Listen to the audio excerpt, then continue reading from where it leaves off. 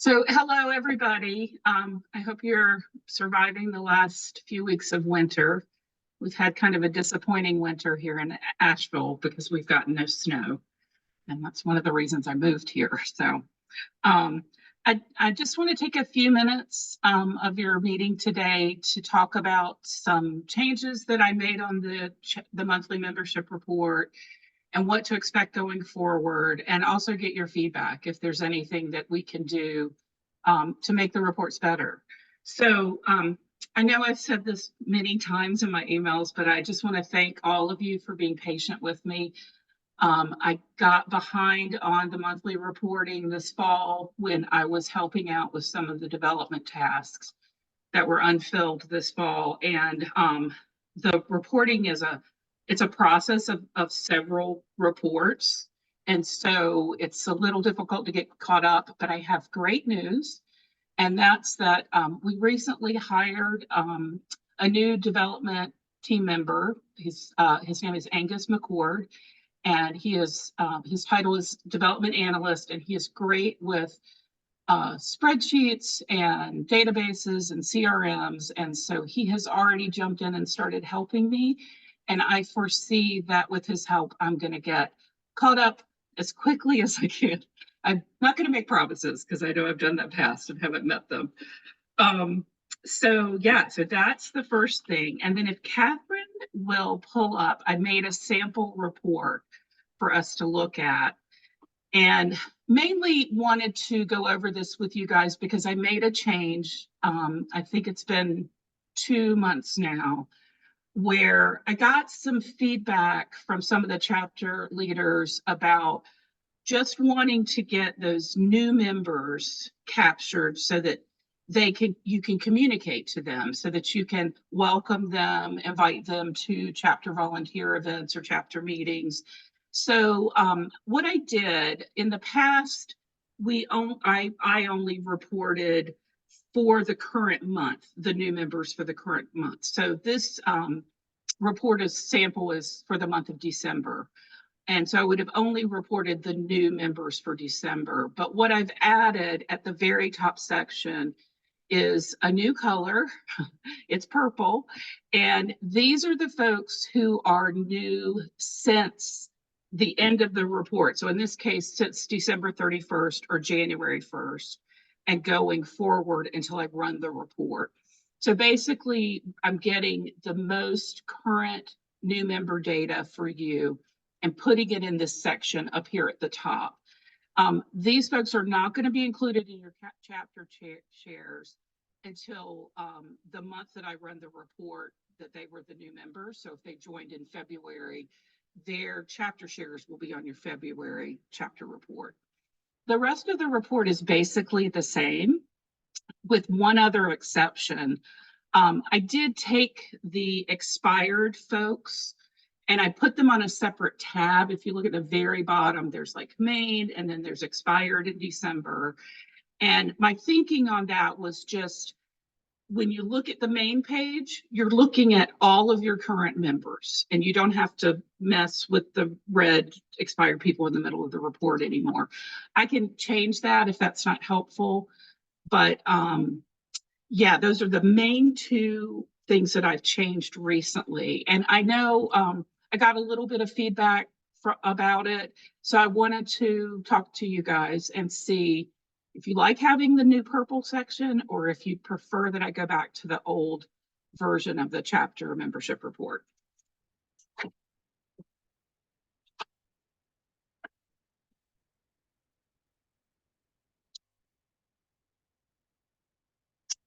All right, I'm going to take no feedback, as no news is good news. Oh, hey, Mark, what can you say?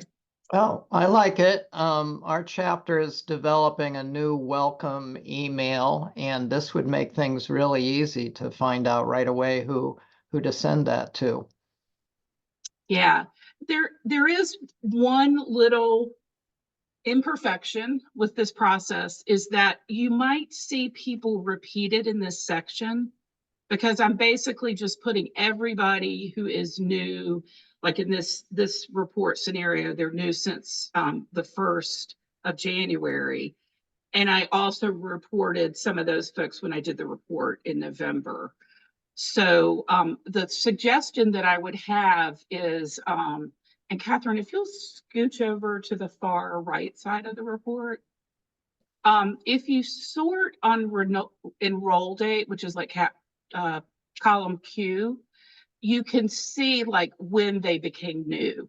So in this scenario, the first person is, was joined on January 18th, the second on February 18th, et cetera. And they're in alpha order. I could sort them by enroll date order if that would be more helpful. But yeah, that's the only little glitch is you kind of have to pay attention. You may have already added them to your distribution list from the previous month.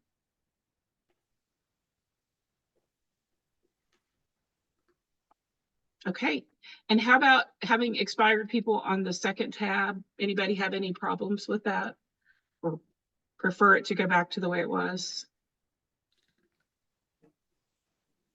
Will that be just the people that are expired that month, or will it be a complete list of members that have been expired over time? Yeah, it's just the members that expired in December. And Catherine, if you'll scooch a little to the right again, you can see that expire date field, and I try to highlight it for you. Oh, that last cell is a data error on my part.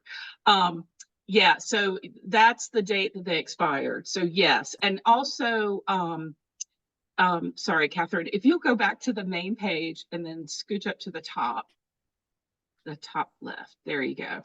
And so what you'll see in the expired in December, see second tab for details, that'll show you the number of folks that expired in December. So this little box in the upper left-hand corner has not really changed at all.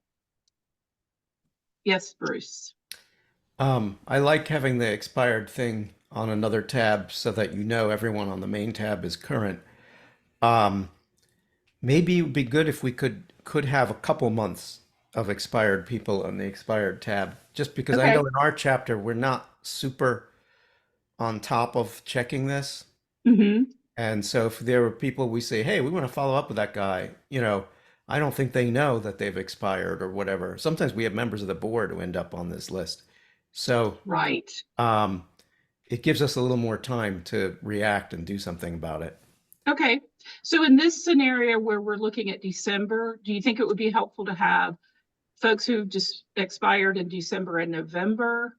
And this is, assuming that I'm going to get caught up one day and it won't be such a big lag time. Would that be good, Bruce? Yeah, I think 3 months is probably good. Okay. Then if we don't catch up with the people, there's no excuse. So yeah. Yes. Okay, great. I'm glad to hear that. This is more of a question than a change. One of the fields that we list on the report is the paperless field, and it's usually highlighted in yellow, and it exists for some members and it doesn't. And it is when people have chosen on the website when they've enrolled that they want to receive paperless communications is what it means.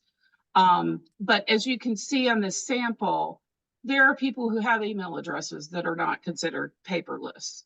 So I was just curious if that's a field that you use, or do you typically just look at that email field to grab email data?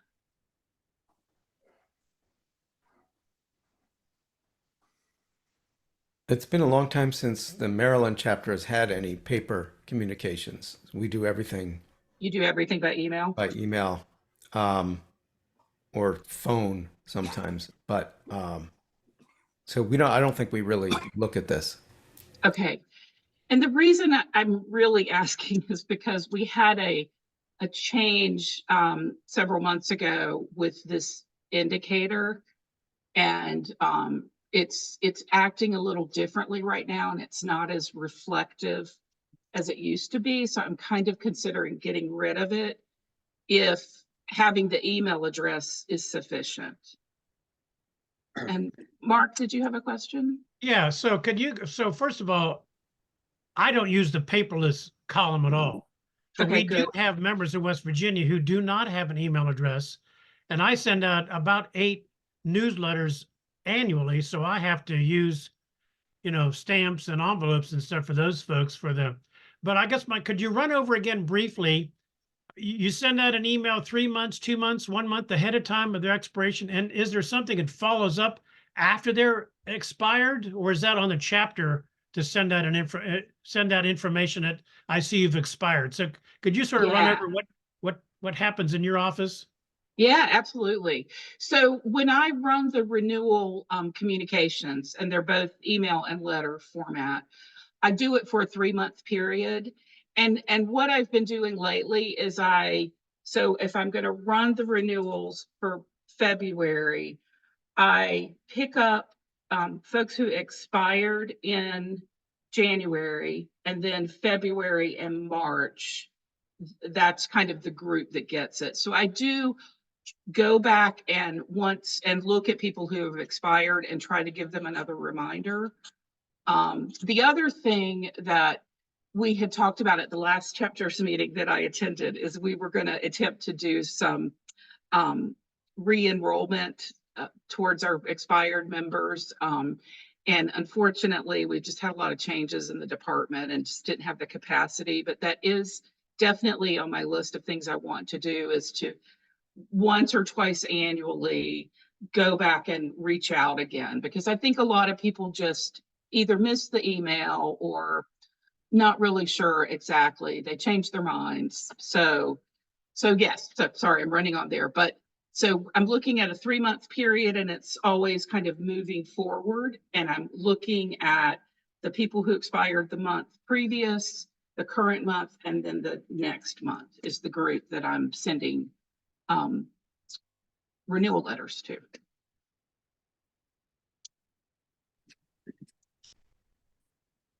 Barbara, at national level, what does paperless actually mean, and what they get sent by mail?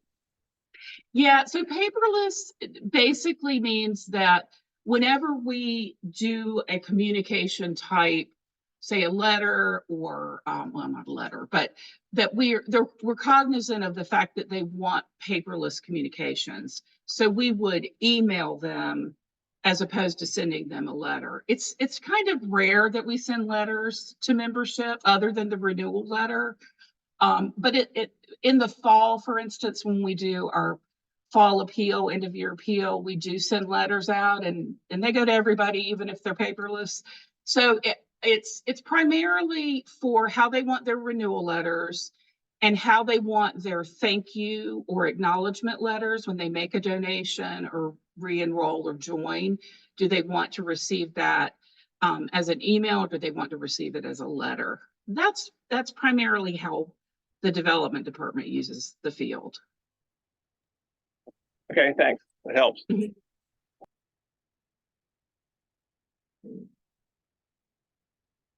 So I'm going to give it some. Oh, Mark, did you still have a question? No, sorry, I need to take my hand down. Okay, no worries. Yeah, so I'll let you know if I end up taking away that paperless field, but I kind of thought that the way you use the reports is probably, if somebody's got an email address, you're using that to communicate to them, and you don't necessarily need to look at that paperless field to determine if you're going to email them or send them a letter. That's what I suspected, and so it was good to get that confirmed from all of you. So that's all I've got. Does anybody have any questions about the report or suggestions for how we can make it better? No, but I would just thank you for your work on this. I know it's a lot to juggle, and it's very helpful to us that National does the outreach, because frankly, we're not very good at it. Yes, well, I don't know that I'd say that, but yeah, and I feel incredibly guilty about being so behind. And we've got the seed distribution is coming up next week on the 28th, when we send the seeds out to our seed level members. And then I feel like my plate is going to get a lot smaller, and I will definitely be getting caught up soon. Hopefully before I see any of you at the spring meeting. so I can save face. Thanks. I'm gonna use my vast powers as committee chair to actually pick up on your mention of the seed distribution. Mhm. These are like the B3F3s that people get Correct. and who don't want to plant them on their own property or whatever, or they do. Oh, yeah, I'm sorry, go ahead. In our chapter, we kind of pool those, and we have a whole orchard up at Fort Detrick where we had 300 B3F3s from Meadowview. Hmm. And just to give you an idea, they're now about 10 years old. And we're going through and removing the trees that are really very blighted. Of the 300, there are 12 that kind of stand out as maybe not quite as good as F1s, but definitely better than American chestnuts. Hmm. And that 312, whatever it is, 12 to 300 ratio is kind of what we've seen in other places with the B3F3s. So I just wanted to throw that out there since we're just noticing that now. I don't know if they'll stay good, but it's at least something. So that those B3F3s sometimes do have a little bit of decent resistance. Hmm. All right. Bruce, I'll comment on that. I think that's something we ought to bring up with Jared to see if they're worth getting genotyped and run through the genomics model. Well, actually, Jared was up at that orchard last summer. He was a little harsher on the trees than I was. I think he would have said there were 5. And then he looked it up, and 4 of them had the same mother. So I said, "Awesome. Where's that mother?" And he said, "Oh, it's in Meadowview, but we cut it down because it was bad." So it just goes to show you really you don't know. Was it dad? Were they wrong to cut it down? Was it just random? We don't know. Yeah, but well, actually, if you had it genotyped, you might be able to tell a little more, and that's a small sample, so I think it's still worth considering. Well, these are the so-called best trees, right? So, Yes. hopefully we'll get enough of them someday that we can see what they have in common. Yes. All right. Anyway, I don't want to get us off track on this. So, Yes. Bruce, those 12 trees have been inoculated. they've been inoculated by Mother Nature very generously. Okay. Yeah. Barbara, I do have one question. I don't know, you can decline to answer it before we move on, but it's kind of related to your reporting. Hmm. I had breakfast the other day with probably our biggest donor. And he goes to Arizona in the wintertime and he sees his daughter who lives there. And she's only interested in chestnut because he is.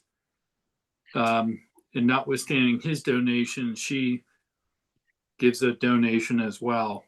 It's not a lot. In this case, it was a $75 donation. It gets passed through to us. But she got a letter, and he took exception to the letter. It was a letter that acknowledged the $75 donation, but thanked her for covering the $8 and I think it was 50-cent processing fee. Yes. And that I'm thinking to myself, well, that's a really high percentage. If that's how it's calculated, is that a flat fee? What is that? I mean, that's bigger than anything I've heard of. Yeah, it is. That is probably the largest amount that's offered. So we offer 3 different choices in that field. I think the one that is the least expensive is about somewhere between 2 to 3%, and it goes up from there. I hear what you're saying. I also, it's more than I've seen on other nonprofit sites. A lot of them are starting to add that now. And basically when it's set around 3%, it's paying for the credit card processing. So I can bring that up in discussion with folks it generates revenue for us. But I understand from the donor perspective that it might feel like a lot. And there is a choice that they can choose to not pay any fee at all or to pay one of the three choices. Yeah, that's where it is, Catherine. So, yes. It's a processing fee, but it's a choice. Yes, so you can choose to not pay it at all. And a lot of times when you purchase things online, they don't give you that choice. But I noticed this is something that nonprofits started doing several years ago, because it basically reduces the donation amount from, say, being $40 to being $37. And so it's something that we offer as a choice, but we do give the option to not have to choose it. And Barbara, this may not work for us, but I understand that PayPal is set up to accept charitable donations with no processing fee. I don't know if anybody's looked into that. Okay, I'll pass that on. Yeah, and I definitely, I have had a few uneasy thoughts about the really highest level, especially, we have donors who give $1,000 and it ends up being a lot of money. So that's definitely something we're expecting a new development director in the spring. So I'll put that on a list of things to discuss. Okay. And then the only other thing I wanted to mention is that I know the spring is really busy. You have a lot of chapter meetings and volunteer events. If you know that you're going to a large event and you're going to offer membership forms, or especially if you're going to offer maybe some seedlings to join or any kind of incentive like that, if you'll just let me know, or Catherine or Hannah, that would help us get prepared for it, because sometimes it can be a lot. It can be quite successful, I guess is the way to put it. The main chapter had a really great, successful event in the fall and recruited 91 members. So that's the kind of thing that we definitely want to hear about from you guys, and try to help make the whole process smooth. And that's it. That's all I've got. Thank you very much. Well, Barbara, I have a question. This is Kathy from the Mass Rhode Island chapter. Yeah. On members who, reside in our states, but only belong to TACF, how does that work? Someone elects not to be in a state membership? Yes, that's an option, is that they don't choose one. And so we tend to just go with whatever the member has chosen. So they have the choice of all the states and then no state designated at all. So there is a group of members who are just not affiliated. It makes more sense for people who live outside the range and don't have a chapter in their state. But it is an option. We don't force people to choose a chapter. We might consider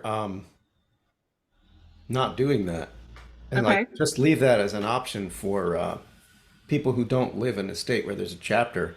Got it. I can't imagine anyone would complain about being assigned to a chapter, if it's in the state that they live in. Right. Although the New York chapter thing does make it a little bit like that could be an issue, but I don't know. Think about it. Yeah. But they could Yeah, well, choose the New Bruce, York I will chapter. We say- could just, yeah. I know I do have some active members who choose to be in the state where their vacation home is, because that's where they do their volunteering. But they live in a state that also has an active chapter. So I think it may make sense to give folks that choice in,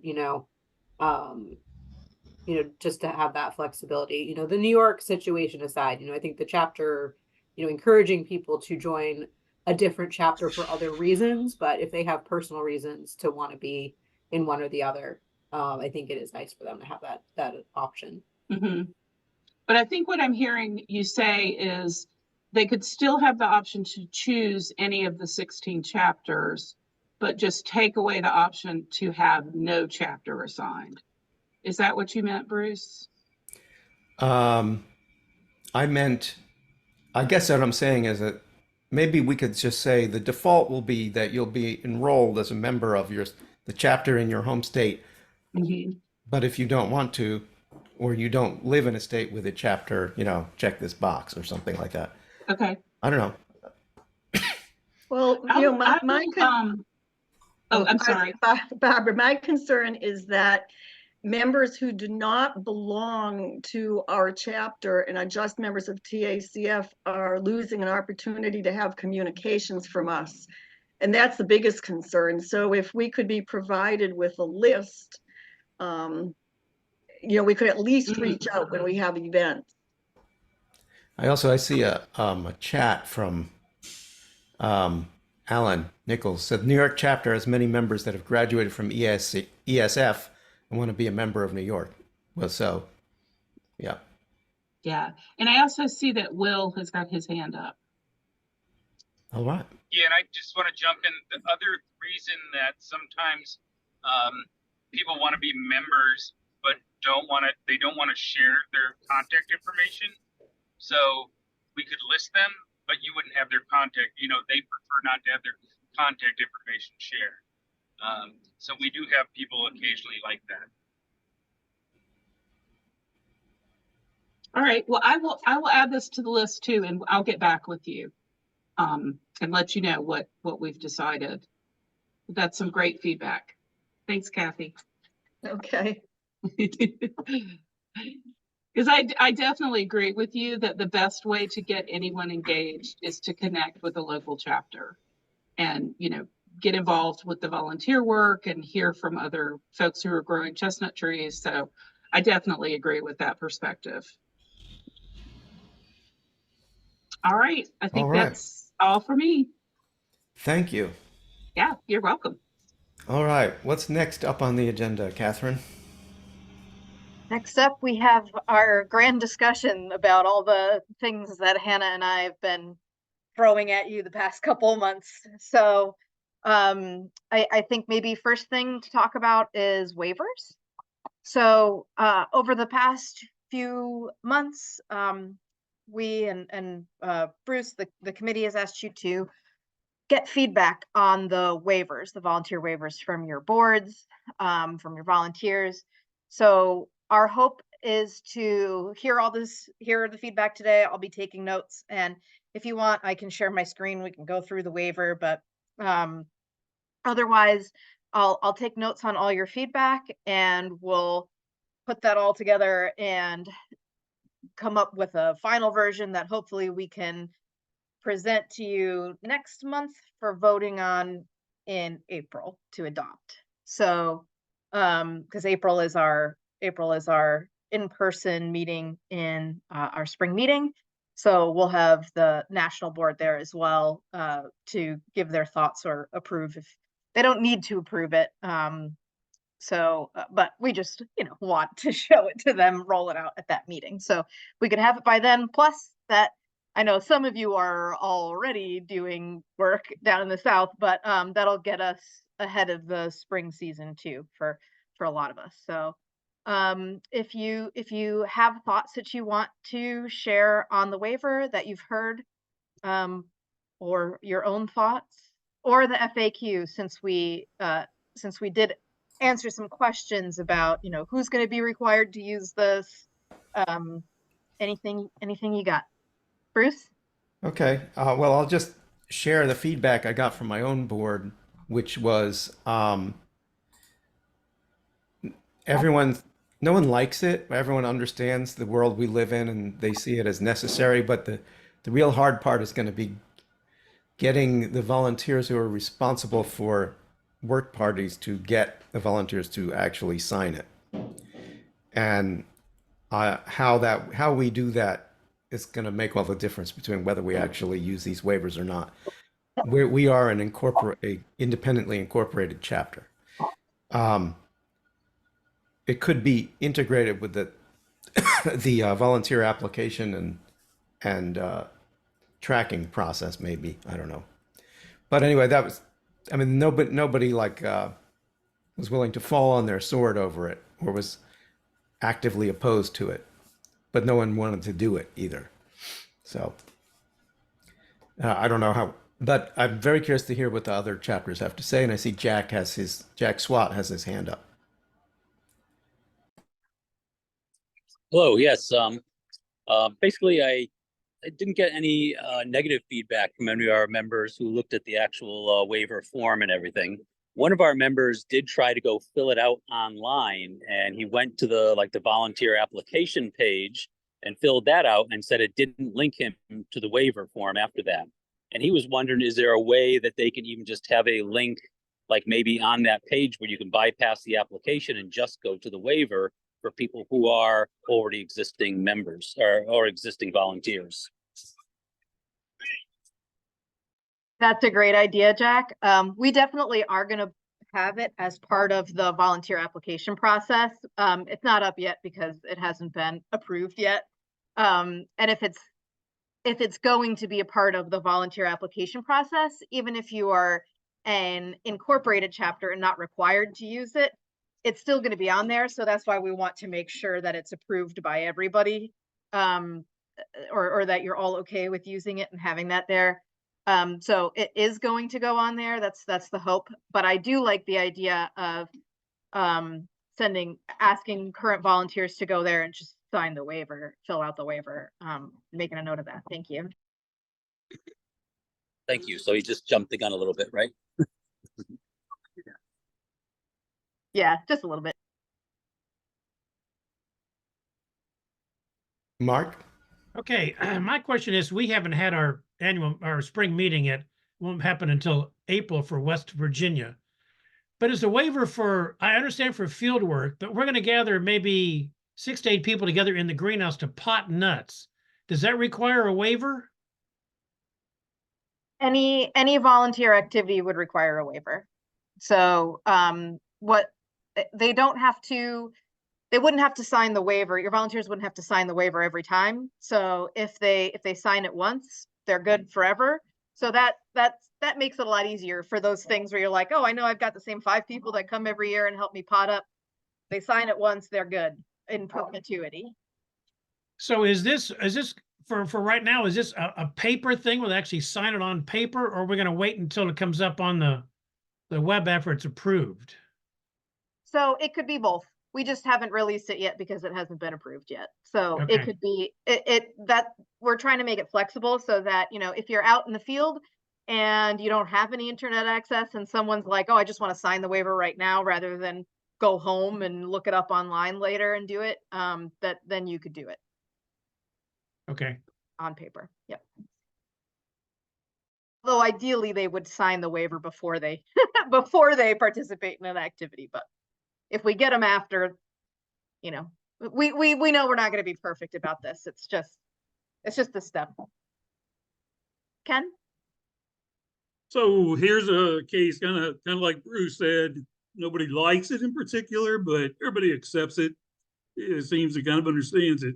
The case I've had here, and there's multiple different examples, but here's a case. We're discussing with a board member or a future board member at a recent event this past fall. Talking to him, he said, well, I'm not here as a volunteer for TACF at the orchard we had or the Kentucky chapter. I'm here, he works with the National Guard. So his comment was, well, I'm here for the National Guard. I'm being paid. I'm on their payroll. So I would not qualify or need to sign the waiver. But that's just kind of one of examples of several of those kind of things that people will come up with. So my past business career, if somebody didn't want to sign, I would just sign with a witness, hey, Bobby Joe refused to sign because, and put it in the file that way. Is that how we should handle that kind of a case? I don't want to argue with the person, hey, you have to sign that kind of thing, when they, in their mind, have a pretty strong argument not to sign it. Yeah, and if they're being paid to be there, they don't have to sign it because that's their job to be there. So they should be covered by whatever other thing is over them. So that's sort of like the question of if we're working with university students and they're covered by university's waiver. It's really whoever is leading the activity. So if that individual is there as as part of their job, as part of the National Guard, then they wouldn't have to. But if they're volunteering, they would, they would have to sign. Sorry, I have a deaf dog and he's being loud in the back. He has no idea how loud he is. So sorry if you hear a little barking. But for those times when someone doesn't sign the waiver, I think that's a really good question about having a witness or a statement saying why somebody wouldn't sign the waiver. I don't know that provides any protection for us, but it would certainly give us some good feedback, at least in the first, as we roll it out. But I will talk to Hannah about that, and we'll put our heads together and see if there's something, because the other thing is I don't want that to be more work for you then, or the activity leader, having to then say, all right, we had these 3 people come that didn't sign the waiver, and now I have to tell, National about it. So if there's an easy way we can do that, I think that would be valuable to collect. Okay. I would just comment that, this is one of those things that when you first throw it at somebody the first time, it can be kind of daunting and raise some eyebrows, and some people might complain about it. But if you'd been doing this for 5 years, at this point, nobody would think twice about it. We do some volunteer tree planting and stuff with the Nature Conservancy, and they typically have you sign waivers. And the first time we did tree planting with them, there's 100 people and they handed out 100 waivers, and everybody signed them and didn't think twice about it. The other comment I would make, it seemed like the form was maybe a page or 2 pages. And I could see where at first blush handing somebody 4 pages of stuff to look at and sign could be a little more problematic than if it was simpler. On the other hand, I don't know, that it might be the Nature Conservancy one was a form that they did every time, whether you had done one previously or not. In other words, it wasn't like a lifetime waiver. I don't remember, but it seemed like their form was only a page long and nobody thought it was any big deal. But I just see that, handing somebody 4 pages of something, out of the blue could cause more concern. That I don't know if there's any way you could edit it or format it to make it 2 pages or something that might help some. I don't know how much of what you have in here is legal boilerplate, and I'm not a lawyer, so. Yeah, thanks, Bernie. There's 2, it's really 2 waivers rolled up into one on this. It's the first 2 pages are the accident waiver, and the second 2 are a photo release permission. So it's, I think that might be part of it.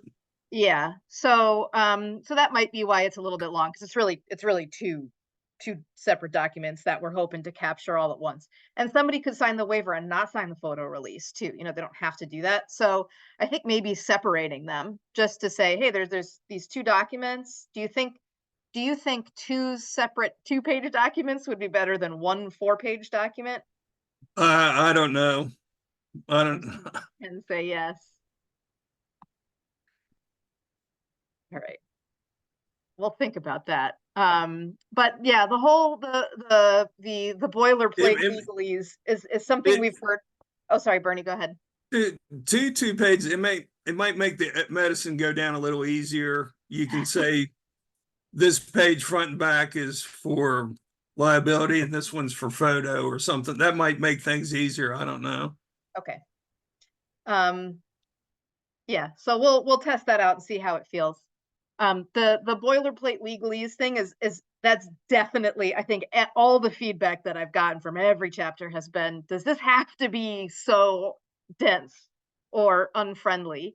And it is a legal document, so that's why all that stuff is on there.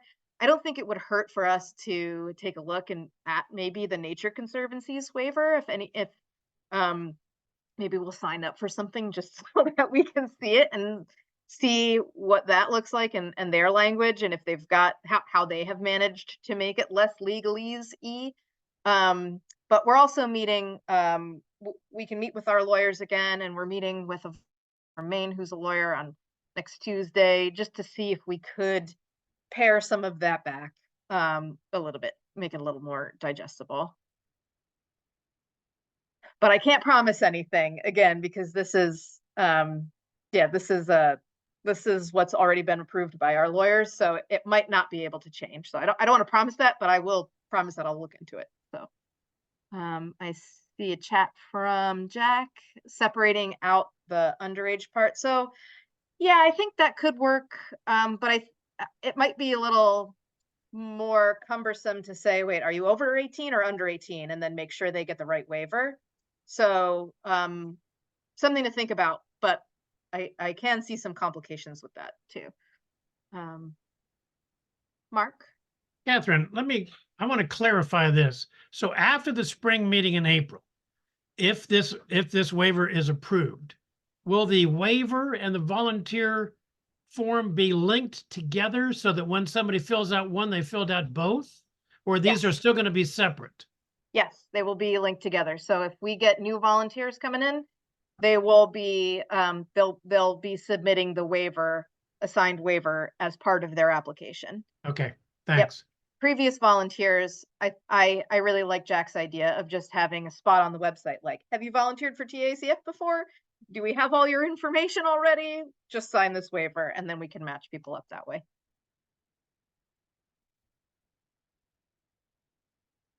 Any other thoughts on the waiver? Well, kind of.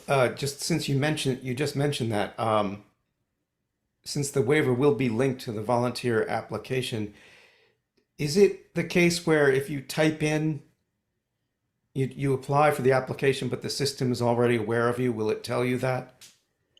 No, it won't. Not our system right now. So I'll say no, with a caveat that we are looking at some volunteer software applications that would recognize you if you already filled it out or signed it. But ours right now won't. Do we have a way they can check and see if they're in there already before they fill it out again? We don't right now, because it's just what we have is just it's basically a Google form. So Right. they Okay. could ask me, but at that point they might as well just fill it out again. It'd be faster to do that. Yeah. But that is something, yeah, we are working on that, Bruce. Okay. Trying to Right. get a system. But right now our application right now is just what we could make with the products we had at the time, platforms we had at the time. Do you want feedback also on the application and volunteer traffic tracking thing? Yes, yep, that's next up. Oh, okay. Jumping the gun. Well, we only have 15 minutes, so if we want to jump to that, unless anybody has other waiver thoughts. Right. Well, I'll tell you Maryland's reaction to the application and tracking thing. People thought it was fine, except they didn't like the name application. Okay. It sounded kind of too exclusive or something. Okay. So I'm passing that along. Maybe registration, volunteer registration or something. I don't know. Yeah. I like that. Jack, you have your hand up?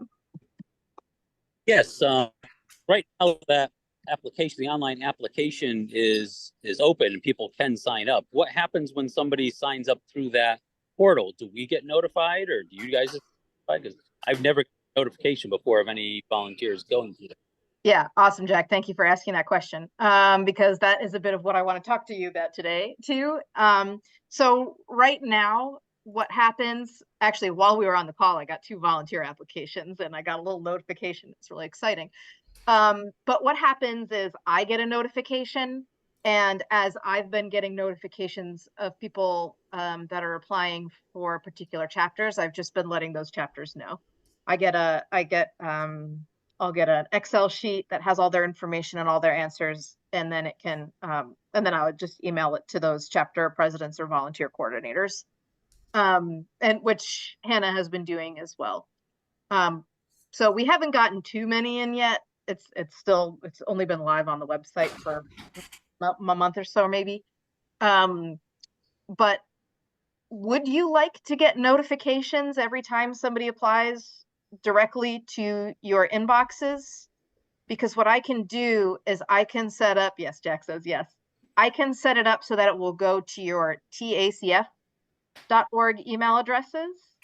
And then you could check them there, or I could send it up to go to any other email address, but I would rather it stays in the TACF universe since there are addresses and phone numbers and things like that. So I would want to make sure that that information stays within our secure system.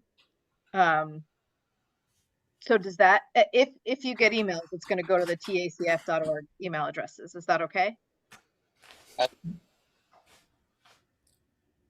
We could be better in Maryland about checking our TACF email. So there's a risk there might be some delay in our seeing it. But that's our problem, and you could slap us around a little bit. Maybe we'll get better about it. But that raises another question, whether those TACF emails forward to, because we use an Outlook email that we set up years ago as our quote unquote chapter email.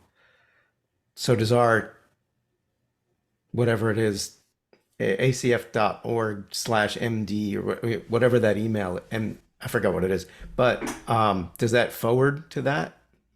Because if not, we're not checking it at all.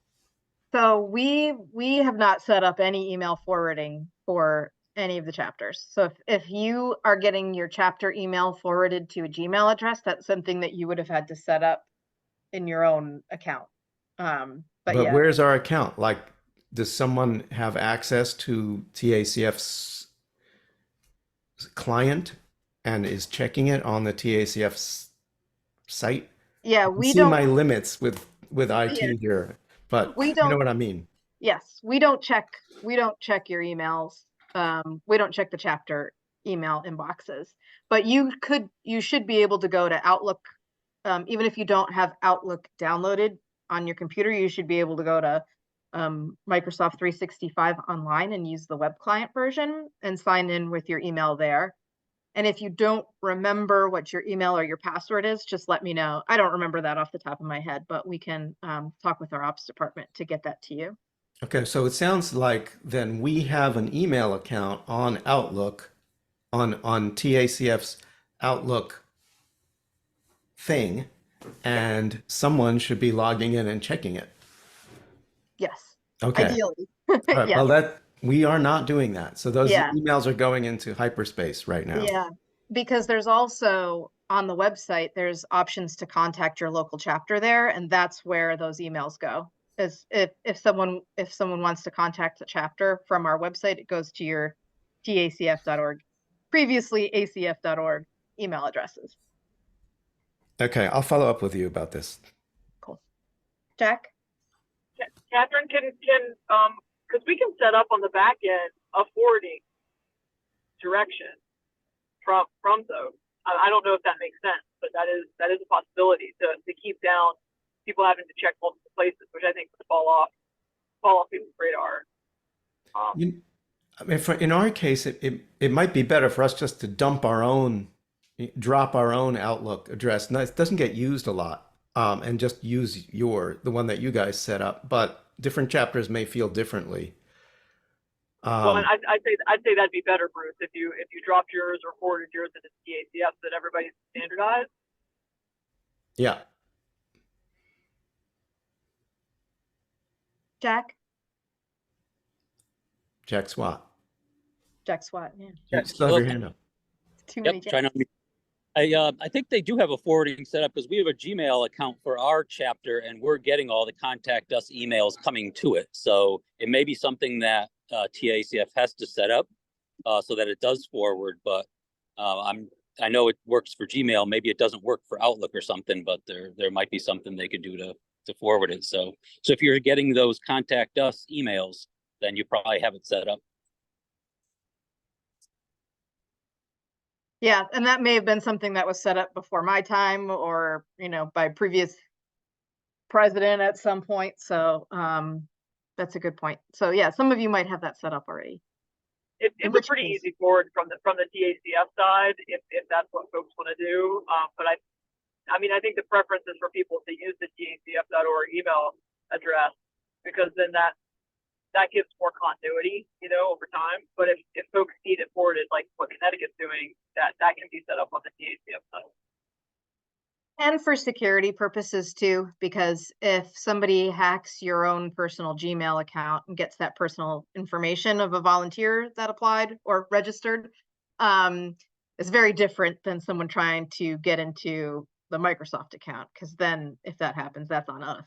But if it happens in your personal email address, you know, there's not much protection we can afford you at that point. So so it's just a good idea to get used to using that anyway, especially for sensitive things. Yeah. You don't have to go into email servers or anything like that. I'm sure we're all well aware of. Yeah, how important it is to keep those private. So all right, so any other thoughts on the volunteer application / registration? Cool. Any thoughts on the volunteer recorder?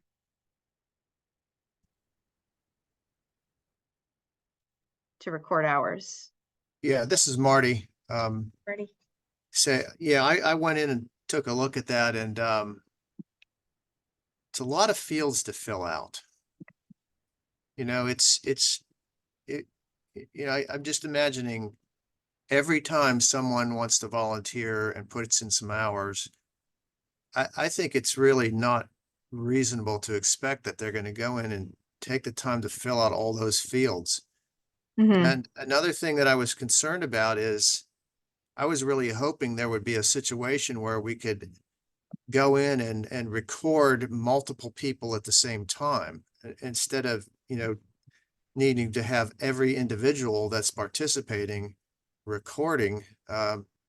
I scanned quickly, maybe it's there, but I didn't think I saw it, where you could, register and say, 12 people took part at this event on this date. And that kind of information would feed directly into the annual reports.